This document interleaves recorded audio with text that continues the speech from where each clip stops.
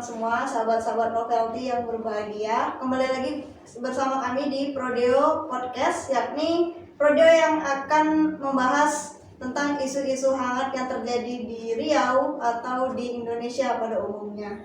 Nah, hari ini kita kedatangan tamu dari teman-teman mahasiswa yang ada di Riau, dari Universitas Islam Negeri Sultan Syarif Kasim Riau, dan juga salah seorang akademisi yang hebat nih sahabat-sahabat Novelty, yaitu Bang Jupri Hardianto Zulfan. Silakan lambaikan tangan di kamera Bang Jupri.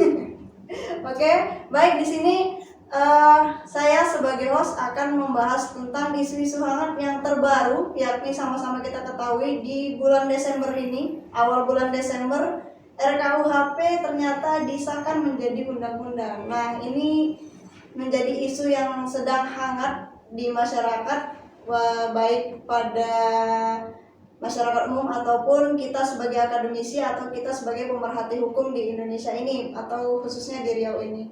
Nah, di sini saya ingin menanyakan kepada Bang Jupri selaku akademisi dan juga di sini juga ada teman-teman mahasiswa. Gimana sih menurut Bang Jupri selaku akademisi tentang disahkannya RKUHP ini menjadi undang-undang? Karena terdapat beberapa pasal-pasal kontroversial yang ramai dibicarakan dan diperbincangkan di masyarakat umum. Pada Bang Jupri dipersilakan. Bagaimana tanggapannya, Bang? Assalamualaikum warahmatullahi wabarakatuh. Waalaikumsalam warahmatullahi wabarakatuh. Allahumma sholli ala Muhammad.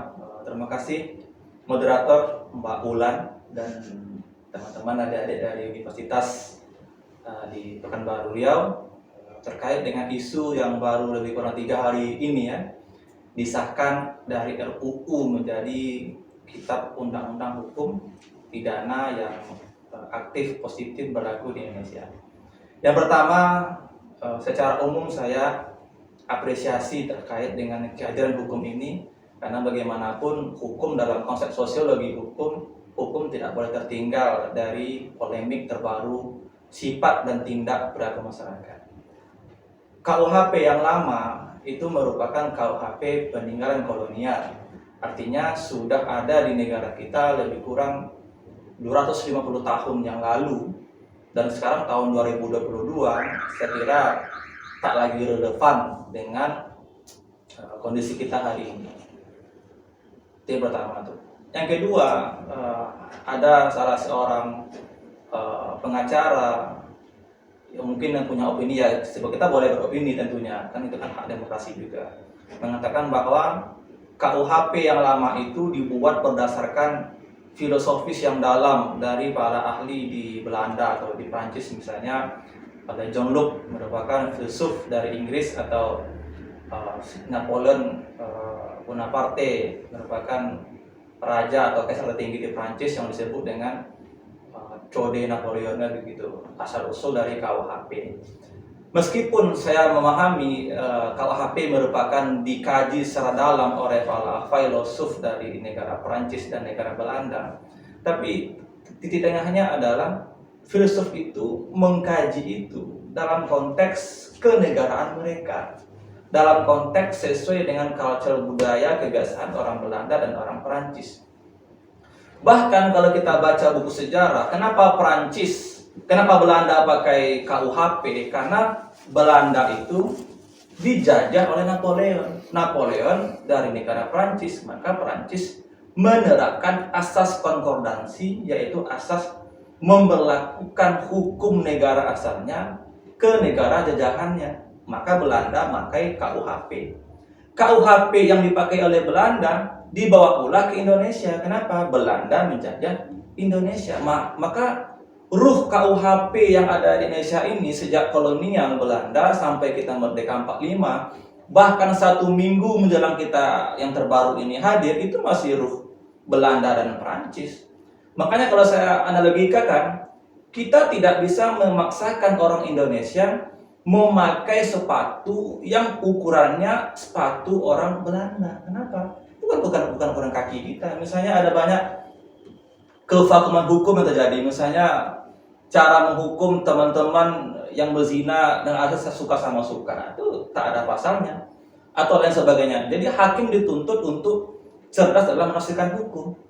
Tapi kalau ini masalahnya adalah nanti kalau hakim terlalu banyak mentafsirkan hukum dalam makna hukum tidak bersifat kepastian, maka bisa kita duga nanti akan muncul tafsir yang begitu banyak. Tafsir yang banyak ini jangan diartikan sebagai jurisprudensi. Beda, jurisprudensi adalah merupakan putusan hakim yang dianggap menjadi sebuah kebenaran sehingga dipakai di generasi selanjutnya, bukan yang sembarangan. Nah, ini pertama tuh. Jadi secara filosofis pemahaman KUHP itu merupakan pemahaman yang diadopsi dari pola pikir kebiasaan Belanda. Itu yang pertama. Saya kira begitu, Mbak Ulan. Baik, Bang Jupri, terima kasih. Berarti sebenarnya adanya RKUHP ini merupakan suatu keberhasilan dan juga bukti kemajuan di Indonesia, bahwa sebenarnya kita juga bisa dan kita juga mampu untuk menerbitkan dasar hukum kita sendiri gitu. Maksud saya di sini kita memiliki peraturan yang memang produk kita sendiri gitu ya Bang, ya, seperti itu. Karena mengingat bahwa KUHP sebelumnya itu merupakan, ya bisa dikatakan adopsi dari Belanda, seperti itu ya Bang Jupri. Yeah.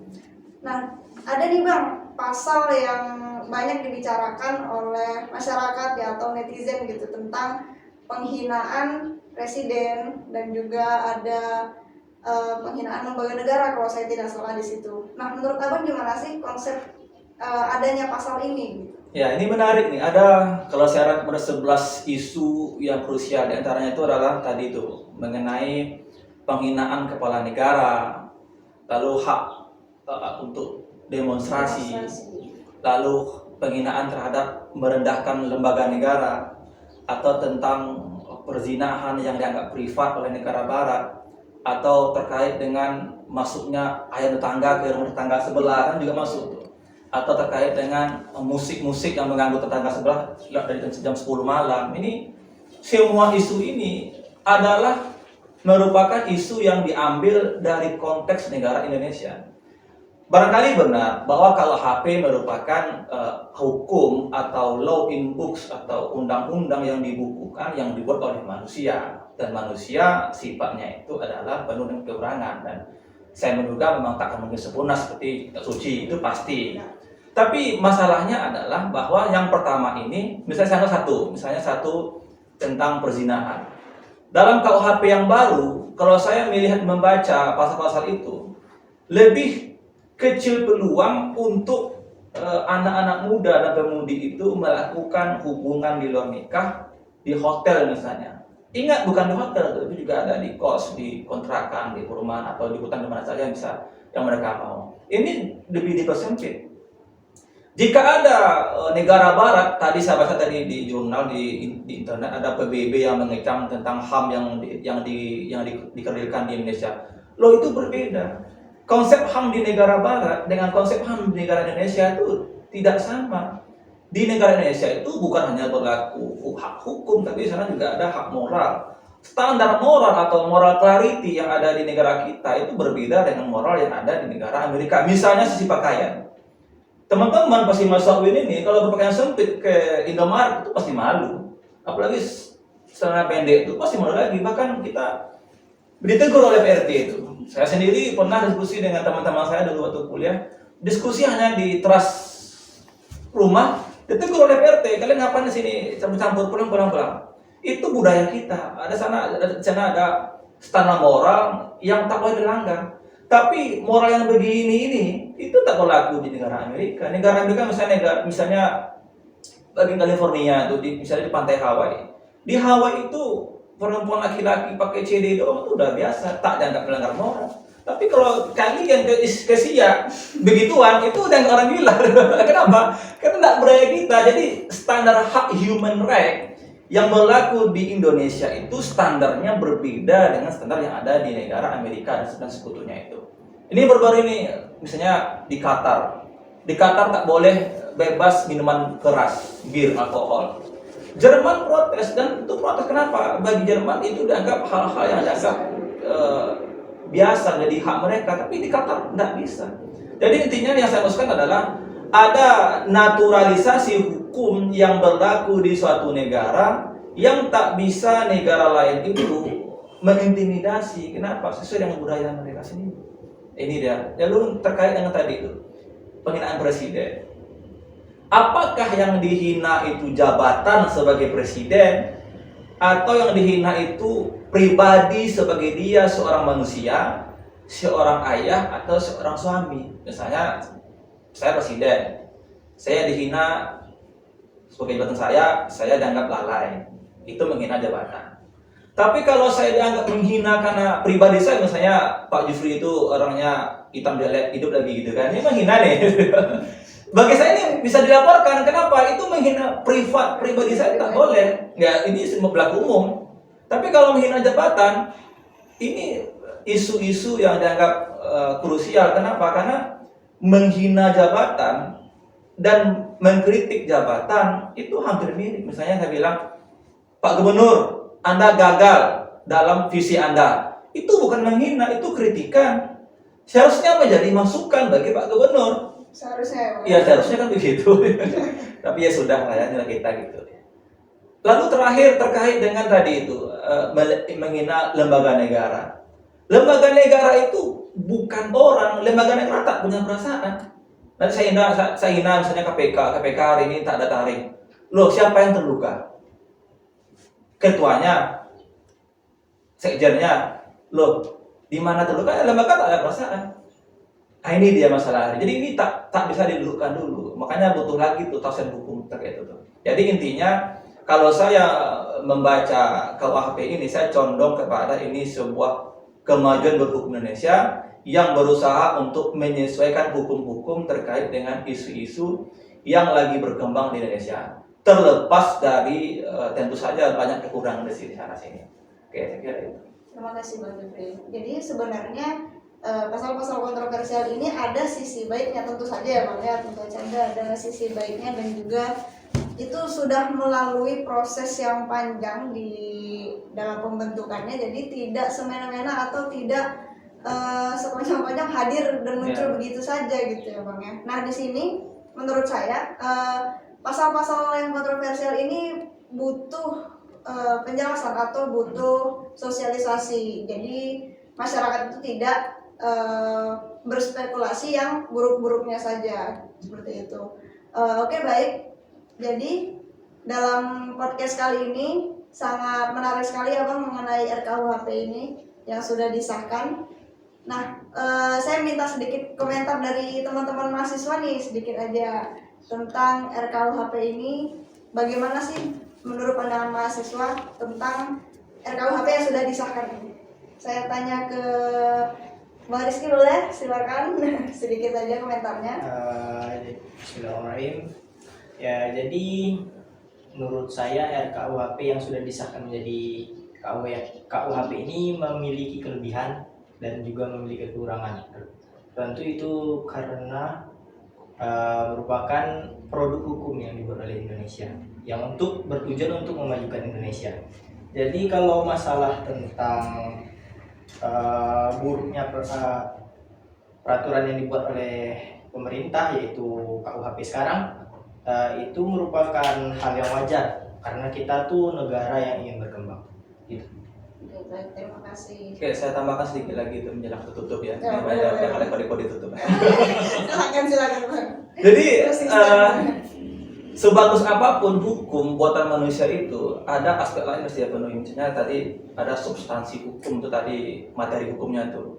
Setebal apapun hukum kita, tapi kalau yang bagus sama substansi hukum tapi tak bagus struktur, itu tak akan bagus. Apa itu struktur Pak? Misalnya kepolisian yang jujur, hakim yang adil, pengacara yang amanah, dan dewan yang memang bijaksana. Saya ingat salah seorang ahli mengatakan, misalnya John Locke tadi, dia mengatakan di antara eksekutif, yudikatif, legislatif itu adalah yang terpenting itu legislatif, gitu ya. Kenapa? Karena dia harus punya kewenangan membuat undang-undang. Nanti itu jadi dasar hakim bersidang. Maka bagi sang filosof John Locke ini, legislator DPR RI adalah punggawa dari negara hukum. Kenapa? Dia yang menjadi pembuat hukum. Jika pembuat hukumnya tidak bijak, tidak cerdas, tidak amanah, tidak dewasa, maka produk ini dijadikan oleh hakim sebagai bahan persidangan, pasti hasilnya tidak bijak. Kenapa? Dibuat dari orang yang tidak bijak. Itu yang pertama. Yang kedua, budaya hukum. sebagus apapun hukum kita, sesempurna apapun isinya, lalu seamanah apapun polisi, hakimnya amanah, pengacaraannya amanah, tapi rakyatnya bebal semua seperti orang hutan, maka tak akan juga efektif. Hukum yang baik, yang banyak itu dilemparkan di hutan Amazon tidak akan mampu menertibkan hutan. Kenapa? Hukum tidak bisa, tak berguna dibaca oleh hewan. Nah, jadi kalau peoples-nya itu seperti sikapnya seperti hewan, tak mau diatur, bagi dia lampu merah itu semuanya hijau, merah kuning hijau semuanya hijau. Percuma saja ada hukum ya, Bang. Ya percuma saja, polisi pun hanya sebagai patung aja tuh. Kenapa? Karena kita keras kepala semua. Padahal hukum dibuat untuk mengatur manusia yang mau diatur. Makanya saya pernah buat artikel ketika state power lebih baik ketimbang state law. Jadi seperti itu. Ya, baik, super sekali ya ternyata sahabat-sahabat Novelty. Nah, baik, podcast kita hari ini tentang RKUHP yang sudah disahkan menjadi KUHP di Indonesia ternyata sangat-sangat menarik perhatian bagi masyarakat umum, baik itu akademisi maupun masyarakat luas ya yang tidak terlalu mengerti tentang hukum. Nah, di sini diperlukan adanya sosialisasi atau diperlukan adanya pemahaman secara luas bahwa pasal-pasal kontroversi itu ada baiknya sebenarnya, ada penjelasan atau titik baik yang dapat diambil dari situ. Dan ini merupakan suatu kemajuan di bidang hukum di negara kita Indonesia. Baik sahabat-sahabat Novelty, terima kasih telah menonton Prodeo Podcast ini dan juga terima kasih kepada teman-teman mahasiswa yang sudah hadir, kepada Bang Jufri selaku akademisi, terima kasih juga atas komentar-komentar yang baik ini. Terima kasih, selamat sore. Assalamualaikum warahmatullahi wabarakatuh.